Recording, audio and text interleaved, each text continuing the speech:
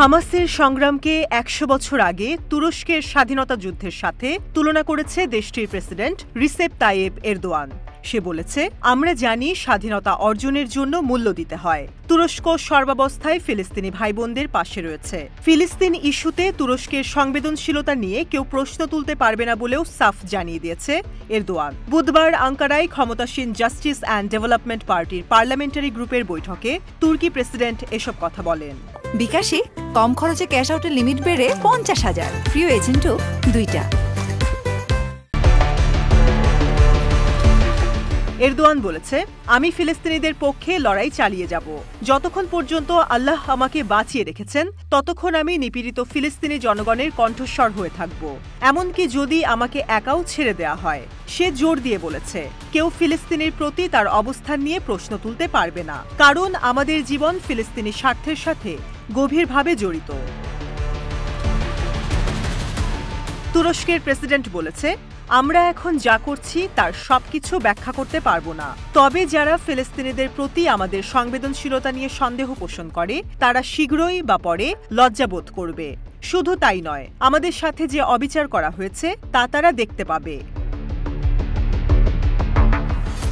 গাজায় ইসরায়েলি হত্যাকাণ্ড জার্মানির নাৎসিবাদী নেতা অ্যাডলফ হিটলারের অপরাধযোগ্যকে ছাড়িয়ে গেছে বলে মন্তব্য করেছে এরদোয়ান। সে বলেছে, ইসরায়েল গাজায় যে হত্যাকাণ্ড চালিয়েছে তার সাথে কোনো কিছুরই তুলনা করা যায় না। গাজায় তারা ১৪,০০০ নিষ্পাপ শিশুকে হত্যা করেছে।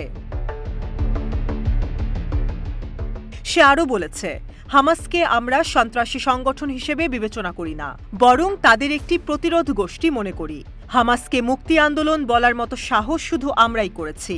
যারা হামাসকে সন্ত্রাসী আখ্যা দিয়ে ইসরায়েলকে প্রশ্রয় দেওয়ার চেষ্টা করছে তাদের বিরুদ্ধে তুরস্ক ফিলিস্তিনের স্বাধীনতার সংগ্রামকে প্রতিটি বাঁকে রক্ষা করে যাবে। এরদোয়ান বেশ কয়েকটি বিষয় নিয়ে আলোচনার জন্য শনিবার ইস্তাম্বুলে হামাস নেতা হানিয়াকে আমন্ত্রণ জানিয়েছে। গাজায় মানবিক পরিস্থিতির অবনতি, ইসরায়েলের বেআইনি হামলা, যুদ্ধবিরতি ও জিম্মি মুক্তির বিষয়ে আলোচনা নিয়ে হামাসের সাথে যোগাযোগ রক্ষা করছে আঙ্কারা। এদিকে এরদোয়ানের বক্তব্যকে স্বাগত জানিয়ে একে মুক্তির আন্দোলন হিসেবে আখ্যায়িত করেছে হামাস।